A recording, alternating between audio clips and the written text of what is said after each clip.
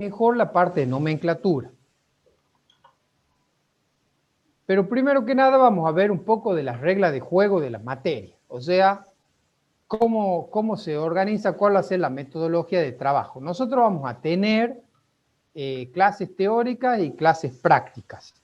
Se dictan temas teóricos con el profesor Polora, con él van a tener la teoría y conmigo van a tener la resolución de problemas, o sea, la parte de problemas, la parte práctica de la materia. Nos vamos a encontrar siempre a las 10:05, y después tienen aparte las clases de laboratorio, de la cual yo no les voy a hablar mucho, porque para eso tienen los profesores de laboratorio que les van a explicar cómo se van a organizar y cuántos parciales le van a tomar y con qué notas tienen que aprobar. De todos modos, como siempre preguntan algo de eso, yo algo le he escrito acá de lo que se venía dando hasta el año pasado, pero los profesores de laboratorio le van a contar, digamos, cuáles son las reglas para este año, porque ellos las pueden cambiar. A mí lo que me interesa de laboratorio en realidad es una planilla que me mandan al último, cuando termina la materia, donde dice si ustedes han aprobado o han desaprobado. Si ustedes han desaprobado el laboratorio, por más que tengan 10 conmigo, yo no les puedo pasar la nota, ni el aprobado, ni nada. Porque tienen que tener laboratorio aprobado. Eso es lo que... Después los profesores de laboratorio les van a explicar cuáles son las pautas, si toman 2 exámenes o 1, si toman integral o no. Yo ahí tengo escrito en amarillo lo que se vino dando, digamos, lo que se venía haciendo, pero que lo pueden cambiar, como les digo. Sistema de evaluación. La evaluación es una evaluación interactiva y constante. O sea, esto es un sistema a distancia, por lo tanto, no me sirve que ustedes me pongan la fotito ahí y se vayan a hacer otra cosa, tienen que participar. En realidad les va a servir más a ustedes que a mí todo esto, porque después quieren agarrar la materia y no se puede aprender todo de golpe. Así que es importante la participación de ustedes, es importante que presenten los trabajos prácticos, eso se presenta en el Classroom, ahí van a subir la resolución de los trabajos prácticos. Es importante que presenten todo en tiempo y forma, porque los prácticos tienen una fecha de vencimiento y un horario. Lo mismo lo pueden subir fuera de término, pero ya les avisa el sistema que está fuera de término. Van a tener 2 parciales, en los parciales van a rendir teoría y práctica con sus respectivas recuperaciones. Cada parcial tiene su recuperación y después van a tener ya en febrero una recuperación integral. Laboratorio también sabe tomar 2 parciales, pero eso, como les digo, ya le van a contar los profesores de laboratorio. Va a haber una carpeta de trabajos prácticos que es en realidad la que ustedes van armando al subir los TP que yo les voy dejando para que resuelvan. Esa es la carpeta que tienen que tener completa al finalizar la materia. Bueno, ¿cómo es el régimen de aprobación o promoción? Esta materia es promocional, ustedes la pueden promocionar. Para eso necesitan 80% de asistencia. Ya les he contado cómo se registra la asistencia. En los parciales tienen que sacar una nota mínima de 7 para promocionar, ¿no? Esto es para promocionar. Pueden sacar 7 o más. Y tienen que tener 100% de los trabajos prácticos, esos que se presentan en el Classroom, y por supuesto los laboratorios también, si no, no lo van a aprobar en el laboratorio. La otra opción con la cual no promocionan, pero sí regularizan la materia. ¿Qué quiere decir? Bueno, también tienen 80% de asistencia, tienen que cumplir con el 80% de asistencia, pero a los parciales lo pueden aprobar con 4. Esa es la diferencia con la promoción. O sea que ustedes pueden tener 4 en los parciales y ya con eso van a regularizar. Por supuesto, para quedar con derecho a rendir un examen final, que eso ya lo toma el profesor Polora, el ingeniero Polora, lo toma a los exámenes finales. Y ahí recién le pondrán una nota definitiva. Con la promoción saldrían, después de cursar la materia, ya quedarían en una nota definitiva. ¿Alguna pregunta hasta acá? ¿Tienen alguna duda? No, profe. No, profe. Bueno, esta es la unidad temática 1, no me voy a detener mucho porque ya debe ser que han visto algo con el profesor Polora. La química es una ciencia que estudia la materia. O sea, ¿qué vamos a estudiar de la materia? Su propiedades, composición, estructura, transformación, toda una serie de propiedades que tiene la materia. La energía involucrada cuando esta materia se transforma. ¿Por qué es importante para el ingeniero electrónico? Porque resulta que hoy por hoy muchas ingenierías ya no están avanzando de una forma vertiginosa en cuanto a sus conocimientos y descubrimientos. Entre ellas la ingeniería electrónica, la mecánica, se siguen usando muchas de las leyes y cuestiones que siempre han sido la base de la ingeniería electrónica.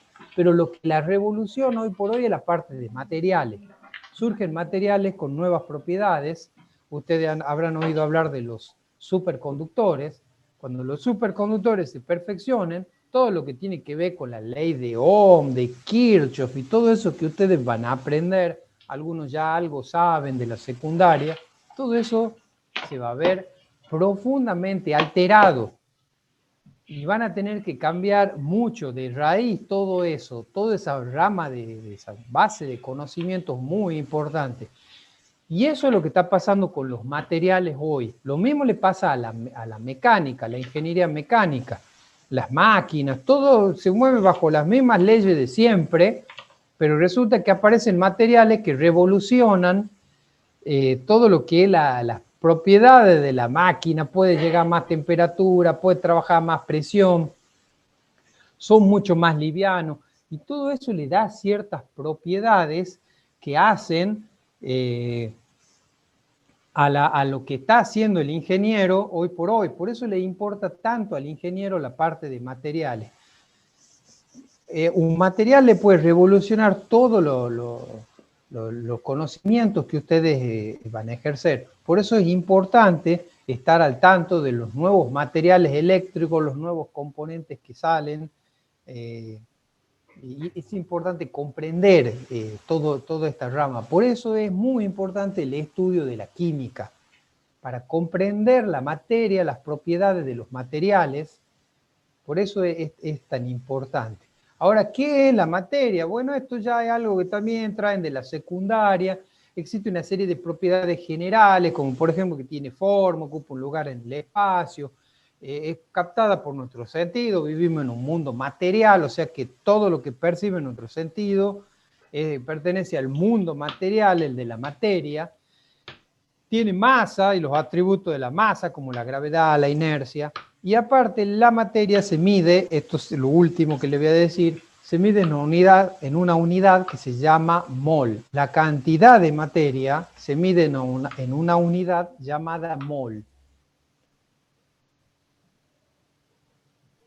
Profe. Y para ir adentrándonos más en la parte de la nomenclatura, vamos a ver algo muy importante. Lo vamos a decir nomás porque no lo vamos a profundizar. La materia está formada por partículas. Esas partículas pueden ser de tres tipos: átomos, moléculas o iones. Esos son los tres tipos de partículas. Cuando yo, por ejemplo, veo un cuerpo, a ver, ¿qué puedo agarrar de acá? La lapicera. Esta lapicera yo no lo puedo ver con mis ojos, pero está formada por una aglomeración de partículas, las cuales pueden ser de tres tipos. No vamos a entrar en el detalle de esta lapicera, sino de cualquier cuerpo en particular. Una aglomeración de partículas que pueden ser de tres tipos: o átomos, o moléculas, o iones. Y ahora vamos a ver otra definición muy importante para la química, que es sustancia. ¿Qué es sustancia? Sustancia es un tipo particular de materia. Por ejemplo, si yo tengo en esta mano, en la mano izquierda, un cubo de hielo y en la otra un terrón de sal, evidentemente las dos son materia, pero son distintos tipos de materia. Sabemos que son materia, pero son distintos.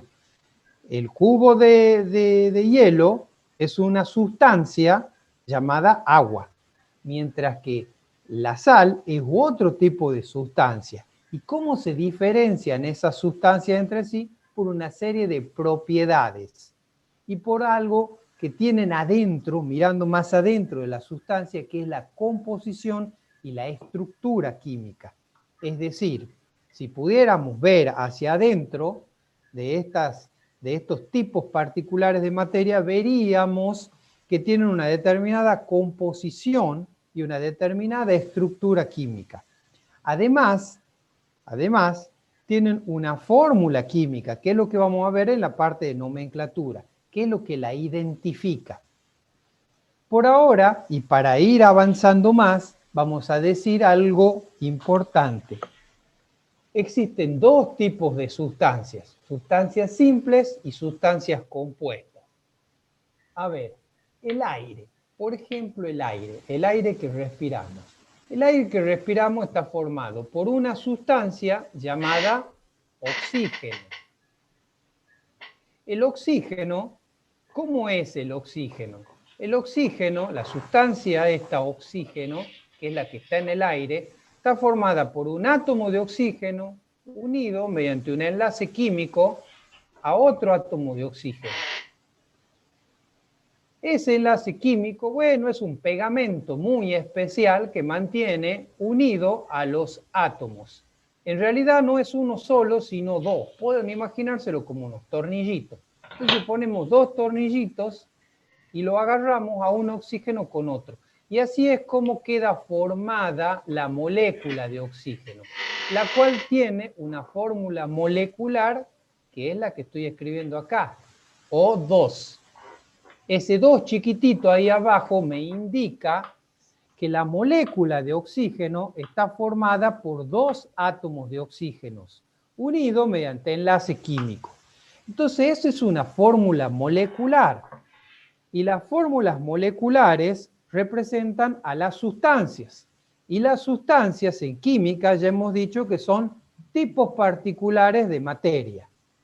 Otro tipo particular de materia, distinta al oxígeno y que está en el aire, es el nitrógeno. ¿Cómo es el nitrógeno? Bueno, es un átomo de nitrógeno unido mediante este pegamento muy particular que es el enlace químico a otro átomo de oxígeno. Pero en realidad tiene tres tornillitos que mantienen unidos a estos átomos. Y entonces así es como surge la molécula de nitrógeno, que es una partícula más grande y es unión de átomos de nitrógeno. Y la molécula de nitrógeno tiene esta fórmula química que estoy escribiendo acá, N2. ¿Qué significa? Y bueno, significa que la sustancia nitrógeno está formada por dos átomos de nitrógeno unidos mediante enlace químico. Y eso que estoy escribiendo ahí, que la representa, es lo que se llama fórmula química. Esto sería la fórmula química del oxígeno, la que he escrito acá, y esta otra es la fórmula química del nitrógeno. Bien, ahora, el aire es una mezcla de sustancias. No es una sustancia, es una mezcla de sustancias. Si yo tuviera, supongamos, unos anteojos muy especiales, particulares, que pudiera ver al aire que me rodea en este momento, entonces con esos anteojos yo podría ver una molécula de oxígeno que está pasando y otra que está pasando así, y una de nitrógeno que va pasando y otra de oxígeno que choca con otra de nitrógeno. O sea, es una mezcla de sustancias el aire. Entonces, como es una mezcla de sustancias, no existe una fórmula química que la represente.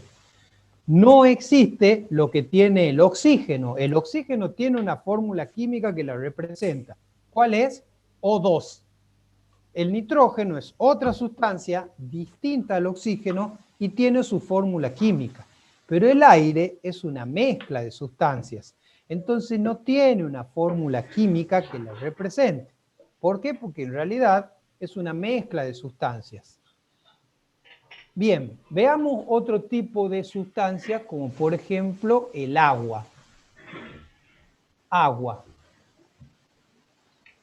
¿Cómo es la molécula de agua? Bueno, la molécula de agua está formada por un átomo de oxígeno unido mediante enlace químico a un átomo de hidrógeno y unido mediante enlace químico a otro átomo de hidrógeno. Así.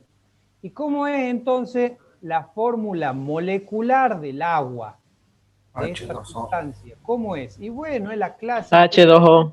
H2O. Esa es la fórmula molecular. ¿Y qué me dice la fórmula molecular? Me dice que la molécula de agua está formada por 2 átomos de hidrógeno y 1 de oxígeno, unidos mediante enlace químico. Pero no están unidos así como no son una albóndiga de átomos que se pegan así como sea, sino que fíjense en ahí, yo le estoy dibujando. El átomo de oxígeno está unido a un átomo de hidrógeno y unido a otro átomo de hidrógeno, pero no hay ninguna conexión, ningún enlace, no hay ningún tornillito, por decirlo de alguna forma, que una al átomo de hidrógeno con el otro átomo de hidrógeno. Y fíjese en otra cosa que se puede ver acá. Tiene forma de V. La molécula de agua tiene la forma de una V corta.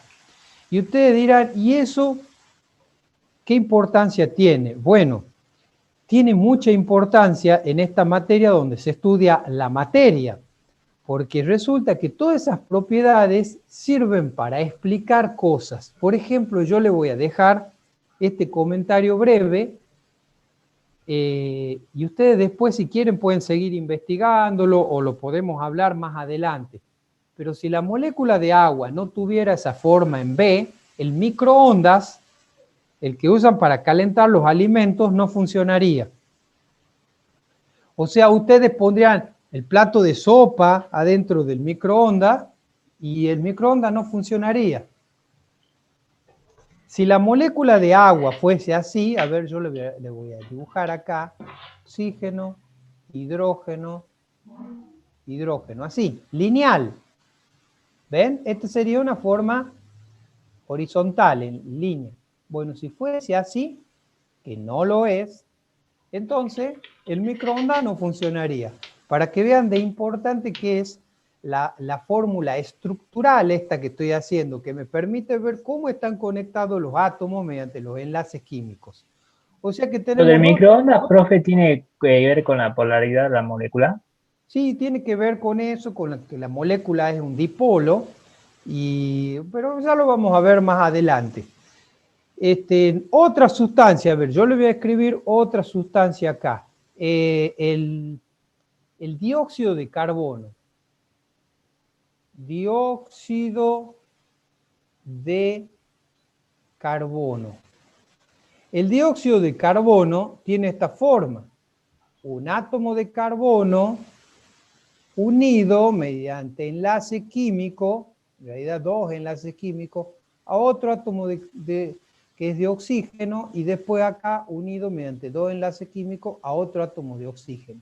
O sea que la fórmula molecular del dióxido de carbono es así, CO2.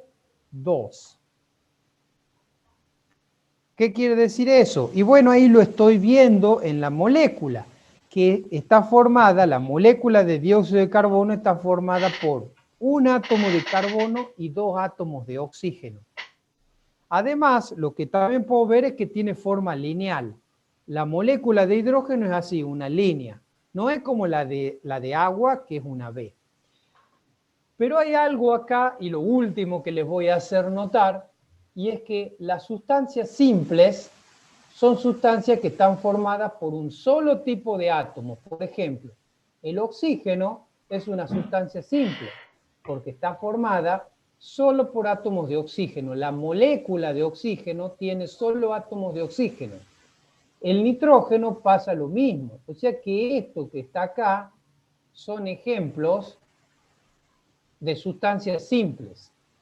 Ahora, ¿qué pasa con el agua? Bueno, el agua no está formada por un solo tipo de átomos. Yo tengo átomos de oxígeno y átomos de hidrógeno.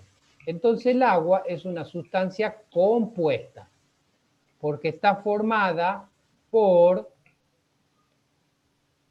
más de un tipo de átomos. De esta forma, las sustancias compuestas son aquellas que están formadas no por átomos del mismo tipo, sino por átomos de distinto tipo. Y así las sustancias compuestas se pueden clasificar en binarias cuando están formadas por dos tipos de átomos, en terciarias cuando están formadas por tres tipos de átomos, y en cuaternarias, aquí no me escribe, ahí está, cuaternarias cuando están formadas por cuatro tipos de átomos. ¿Está claro? ¿Alguna pregunta hasta acá? No, profe, está clarísimo. No, profe. No, profe, todo claro. Después, más adelante van a ver que hay un cuadrito que les muestra esto de vuelta y les muestra que los compuestos pueden ser binarios, terciarios o cuaternarios. Cuando hablamos de compuesto químico, ustedes ya tienen que interpretar que se trata de una sustancia compuesta, ¿no? ¿Qué pasa? A veces la gente no sabe química y habla de compuestos químicos y dice, a ver, un compuesto químico, y dicen el oxígeno. Bueno, ustedes ya saben de que el oxígeno no es una sustancia compuesta. Entonces está mal decirle compuesto químico. Compuestos químicos son las sustancias compuestas. ¿Cuáles son las sustancias compuestas? Aquellas donde la molécula se ha armado mediante la unión química de átomos distintos. Y las sustancias compuestas pueden ser binarias, terciarias o cuaternarias. Bueno, acá viene la definición de elemento. ¿Qué elemento? Bueno, son los distintos tipos de átomos que han descubierto los científicos. Hay 115 elementos y están todos ordenaditos en algo que se llama tabla periódica. Entonces acá ustedes ven la tabla periódica con todos los elementos o tipos de átomos que existen en la naturaleza o los que van descubriendo los químicos, los científicos. Entonces, ahí verán que todos estos átomos se pueden o unir entre sí, como pasa con el oxígeno, que se unen dos átomos de oxígeno y forman la molécula de oxígeno, ya tienen sustancia simple, o se pueden unir átomos distintos. Entonces ya tendré sustancias compuestas, las cuales pueden ser binarias, ternarias o cuaternarias. ¿Está claro, no? ¿Hasta acá está claro? ¿Alguna duda? No. No, profe. No hay duda. Bueno, después van a ver tabla periódica, es toda una bolilla, van a aprender mucho más. Yo ahora les estoy mostrando lo mínimo necesario para comprender bien la parte de nomenclatura. Los símbolos, bueno, ya hablamos de los símbolos, en cierto modo, porque ustedes saben que el oxígeno se representa con la letra O, el nitrógeno se representa con la letra N. Observen que se representan con una o dos letras y siempre la primera va con mayúscula. Por ejemplo, cuando se trata, a ver, veamos algunos ejemplos acá. Ahí tienen, el carbono es con la letra C, ahí lo tienen en el texto. El oxígeno es con la letra O, el nitrógeno con la letra N. A veces se usan dos letras, entonces, por ejemplo, para el magnesio es Mg, pero la primera nada más va con mayúscula, la otra va con minúscula, ¿no? No pongan las dos con mayúscula porque ya está mal. El aluminio es la letra A y la L, la primera con mayúscula, la segunda con minúscula. El cobre es la letra C y la U. La U esa tiene que ser con minúscula. Bueno, ahí tienen algunos ejemplos de los distintos elementos y sus símbolos. Y acá vamos a volver a hablar de la fórmula química, eso que hemos estado citando y nombrando en varias ocasiones. Por ejemplo, la fórmula química para el agua, ustedes sabían que es H2O, la fórmula química para el dióxido de carbono es CO2, ¿qué otra? Bueno, para el oxígeno es O2, El ácido sulfúrico, ese es nuevo, a ver, vamos a ponerlo. El ácido sulfúrico es H2SO4. Esa sería la del ácido sulfúrico. Entonces, a ver, ¿qué me dice la fórmula? Y bueno, me dice qué átomos se han unido para formar a esa sustancia que tiene sus propiedades. Por ejemplo, el ácido sulfúrico tiene sus propiedades que lo identifican como ácido sulfúrico. Por eso es una sustancia química y tiene su fórmula química. Entonces, ¿qué me dice? Bueno, que se han unido 2 átomos de hidrógeno, 1 de azufre y 4 de oxígeno. Para los más curiosos, ¿cómo están unidos estos átomos? Yo le puedo dibujar acá. A ver, ¿dónde tengo algún espacio? Acá lo voy a hacer. A ver. Vamos a borrar esta. Después la volvemos a escribir. Para el ácido sulfúrico yo tengo el azufre y el en el medio y los hidrógenos la par. Sí. A ver, el oxígeno está bien lo que está diciendo. Así. Y luego se unen con el hidrógeno acá. Está bien lo que está diciendo. Va el azufre en el medio. Y luego tengo dobles enlaces con oxígeno para arriba y doble enlace con el oxígeno para abajo. Entonces ahí ya me da cierta información de cómo se han unido. No es, repito, no es una albóndiga así de átomos que se pegan como sea. Están unidos mediante enlaces químicos conectados de determinada forma, de determinada manera, y eso le da determinada forma a la molécula. Y como yo les contaba, la forma de la molécula le da ciertas propiedades a la sustancia. Bueno, acá le voy a poner las que le he borrado. Una era el agua y la otra el dióxido de carbono. Entonces, ¿qué me permite ver la fórmula química? ¿Qué es lo que yo voy a aprender a nombrar con la nomenclatura? ¿Cuáles son los elementos que lo forman? Por ejemplo, al ácido sulfúrico tengo el hidrógeno, el azufre y el oxígeno. ¿Cuántos de cada uno? Número de átomos, o sea, 2 de hidrógeno, 1 de azufre y 4 de oxígeno. De ahí ya puede deducir algo que ustedes todavía no lo están viendo, lo van a ver más adelante, que es la composición centesimal. O sea, yo mirando la fórmula voy a poder decir el átomo de hidrógeno, el ácido sulfúrico tiene tanto por ciento de hidrógeno, tanto por ciento de oxígeno, tanto por ciento de azufre. Y además hay otra cosa importante que voy a poder ver los números de oxidación y la valencia de cada átomo. Como para que tengan una idea, el azufre forma, ¿cuántos enlaces químicos forma el azufre? Fíjense, está en el centro de la molécula, como decía ahí un compañero de ustedes. ¿Cuántos enlaces químicos forma el azufre? Mírenlo, cada rayita de esta que está acá es un enlace químico. ¿Cuánto forma? 6, profe. 6. 6, bien, ahí está más grande la pantalla. Bien, 6, claro, ¿por qué? Y bueno, acá los cuento, miren, acá lo voy a poner. Acá tengo 1, 2, 3, 4, 5 y 6. O sea, forma 6 enlaces químicos. Entonces la valencia del azufre, yo la estoy viendo ahí, ¿cuánto es? Es 6. La valencia es 6. ¿Qué es la valencia? Y bueno, es la cantidad de enlaces químicos que ha formado, perfecto, pero ¿qué me indica? Y es la capacidad de ese átomo de formar enlaces con los otros átomos. Entonces este tiene mucha capacidad, por eso tiene una valencia igual a 6, forma 6 enlaces químicos. Ahora, el oxígeno, ¿qué valencia tiene?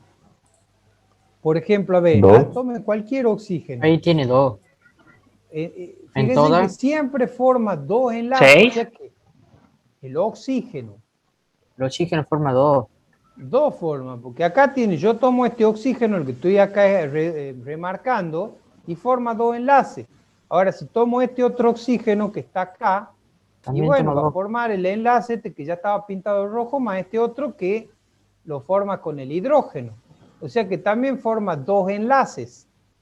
Y si me fijo, los otros oxígenos todos forman dos enlaces. ¿Qué quiere decir eso? Que la valencia del oxígeno es 2. ¿Está claro? La valencia del oxígeno es 2. Después yo le voy a dar unas tablitas donde están las valencias.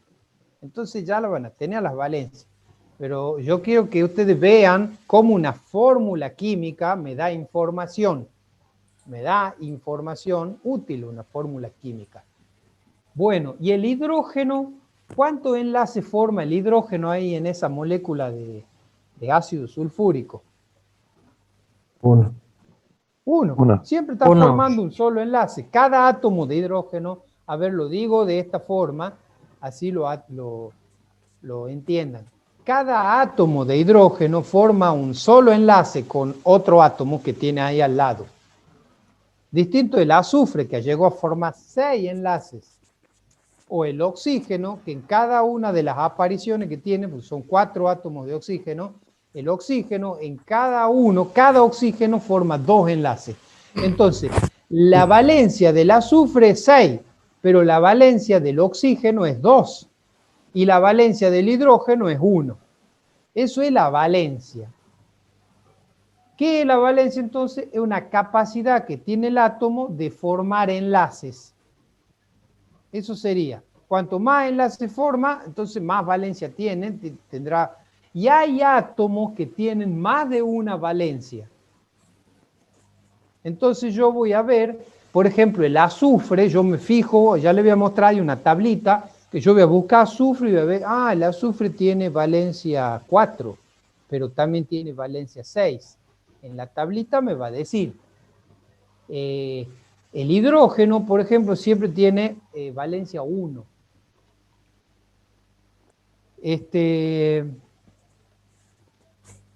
Bueno, y ahora vamos a ir un poquito más adelante y le voy a contar otra cosa. Después vamos a ver qué es el número de oxidación, que también sale de explorar un poco la molécula. Está muy relacionado con la valencia.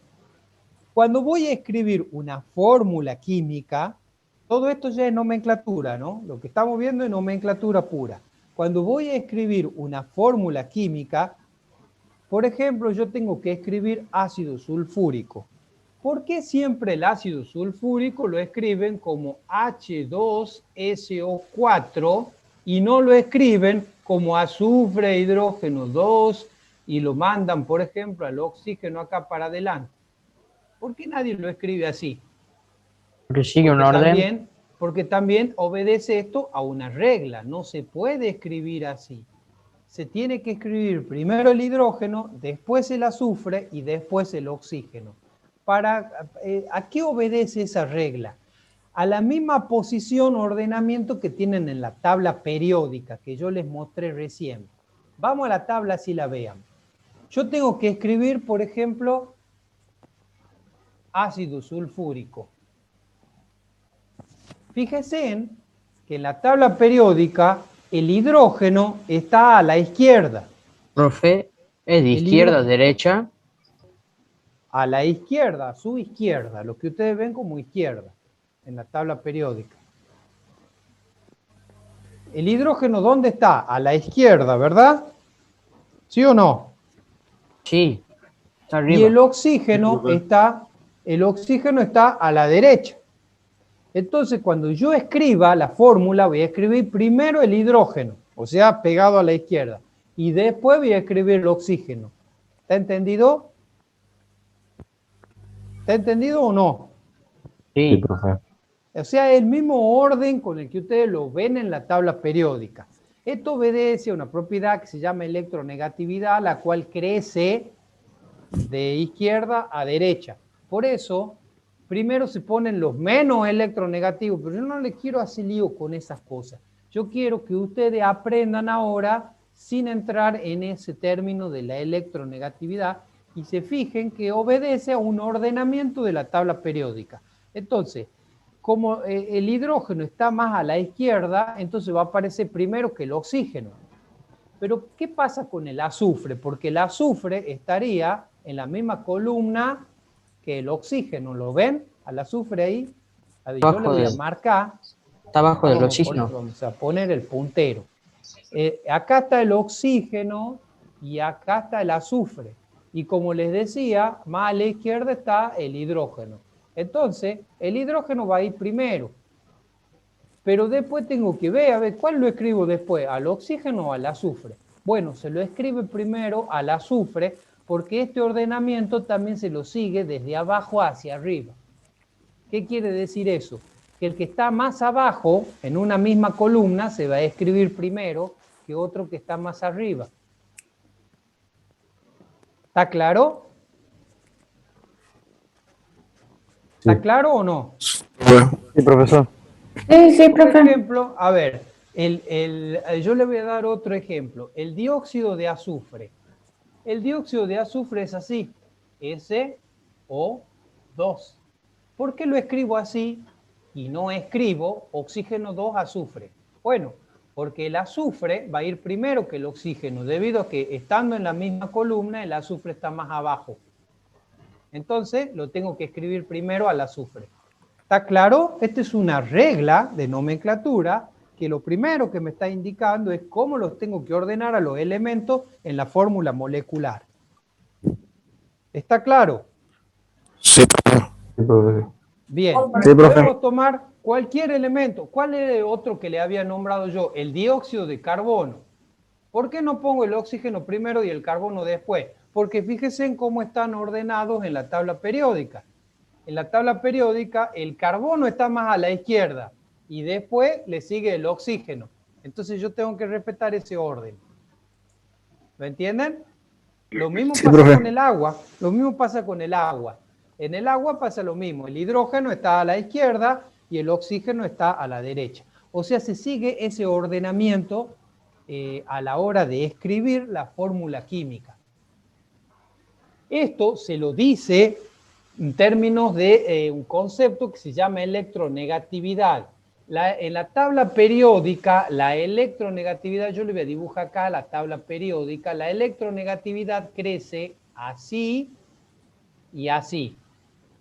¿Qué quiere decir eso? Así crece la electronegatividad. Electronegatividad. Entonces, en la fórmula química primero se escriben los menos electronegativos, que son los que están más a la izquierda o más abajo, y después los más electronegativos. Ahí tienen un ordenamiento, ahí en el último renglón de la pantalla tienen un ordenamiento que es el que se suele dar. Bueno, y acá son ejemplos de moléculas, cómo son las moléculas y sus correspondientes fórmulas moleculares. Es un ejemplo nada más, fíjese en cómo se da lo que yo le he estado contando. El agua adopta una forma en B y el dióxido de carbono es una molécula lineal. En realidad hay distintas formas. El amoníaco, no se la ve, pero tiene una forma de pirámide. Es como una pirámide, para no complicarlo mucho en estas cuestiones. Pero esta forma que adopta la molécula, les vuelvo a recordar que tiene incidencia en la propiedad de la sustancia.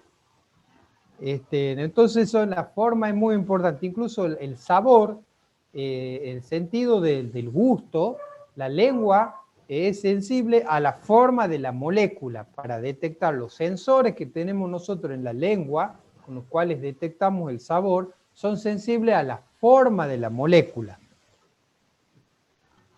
Bueno, y la otra estructura, porque no sé si se acuerdan que yo les decía que la materia estaba formada por una serie de aglomeraciones de partículas.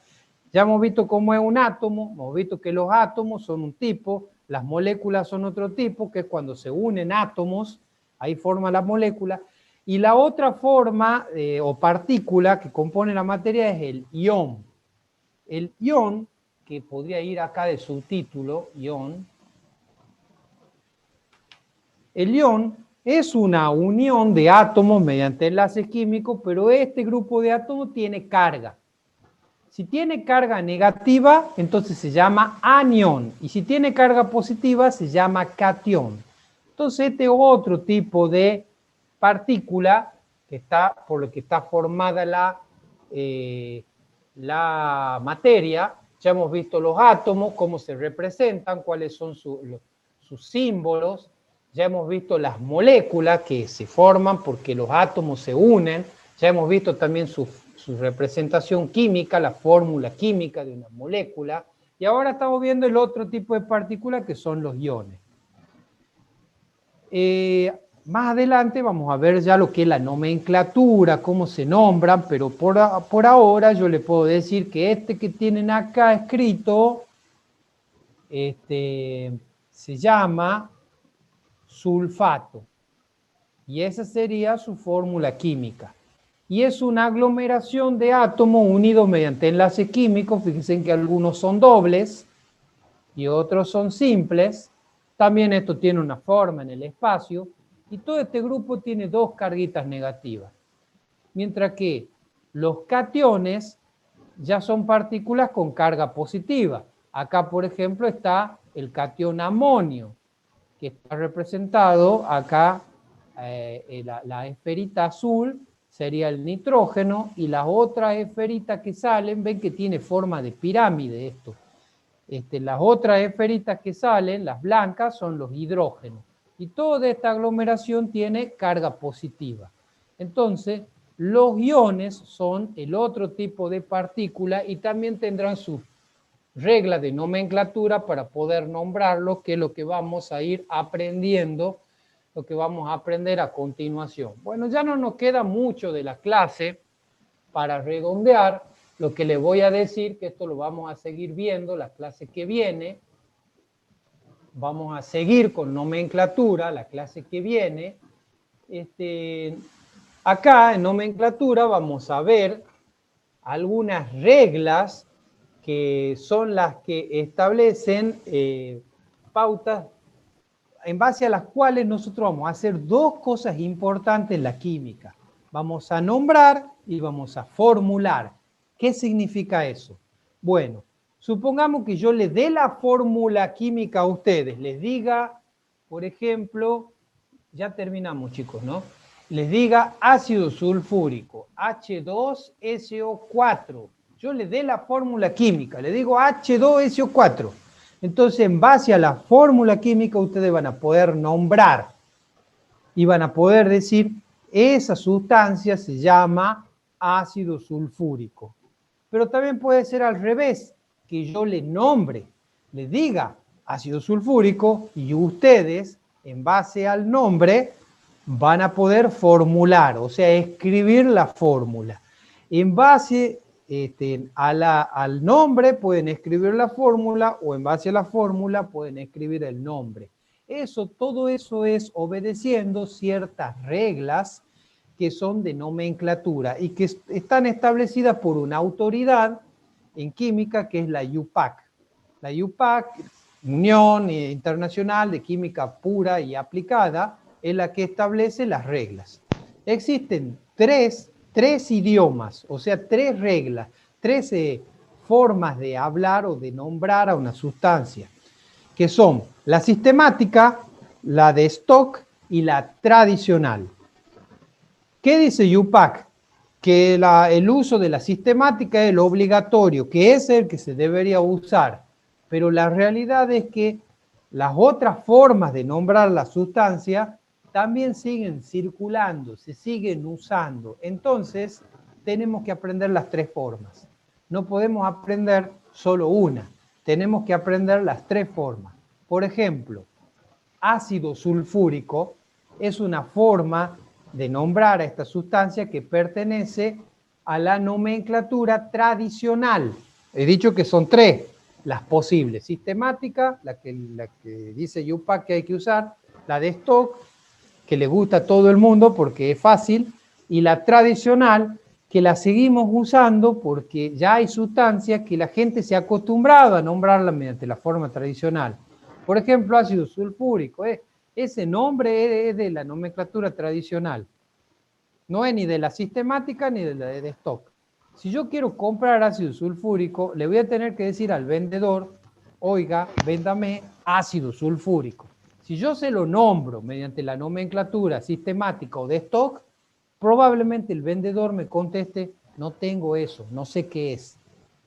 Y quizá el fabricante del ácido sulfúrico, como para que ustedes se den una idea, lo importante que son todas las formas de nombrar. Lamentablemente todas circulan, todas se usan, entonces la gente las la usa todas y las tenemos que aprender a todas las formas.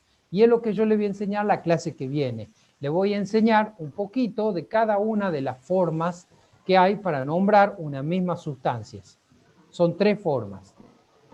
Bueno, esto ya lo hemos visto, así que no nos vamos a detener. Lo único que le voy a decir de esto, y es lo último que les digo, el número de oxidación es la valencia, pero con un signo positivo o un signo negativo.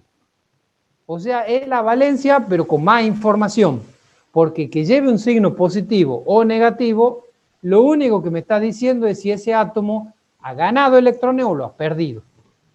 Entonces, yo puedo decir, para el oxígeno, la valencia era 2, ¿verdad? Bueno, el número de oxidación va a ser menos 2. ¿Por qué? Porque el oxígeno tiende a ganar electrones. Cuando ganan electrones es negativo. Cuando lo pierden, el número de oxidación es positivo. No se tienen que aprender las valencias o los números de oxidación directamente. Acá yo les voy a dar una serie de reglitas, yo se las voy a dejar, acá la tienen que leer nomás a las reglitas estas, las vamos a ver la clase que viene, no se preocupen, pero ya vayan leyendo, para que esto no les cueste tanto. Con estas reglitas yo puedo saber cuál es el número de oxidación de un elemento. Y además de las reglitas, hay unas tablitas que me dicen cuál es el número de oxidación, que es la valencia, pero con signo. O sea, es la valencia, pero va a tener un signo más o un signo menos si es que ha ganado o ha perdido electrones. ¿Está claro? Eso es lo último que les quiero decir, no quiero agregar más información. Si no hay ninguna pregunta, dejo de compartir la pantalla. ¿No hay preguntas? ¿Están dormidos? ¿Ya se fueron? No, profe, estamos acá, pero está muy claro. Bueno. Profe, ese práctico que está ahí, porque vi un práctico, ¿puede ser que estaría? No, todavía no le he dado ningún práctico. Ustedes no tienen ningún práctico aún. Vamos a avanzar un poco y recién van a tener un práctico. Así que no, todavía no tienen práctico. Lo que voy a hacer ahora, chicos, como para ir liberándolo por ahí a los que ya se quieren ir, voy a hacer captura de pantalla, que es lo más rápido para tener la asistencia.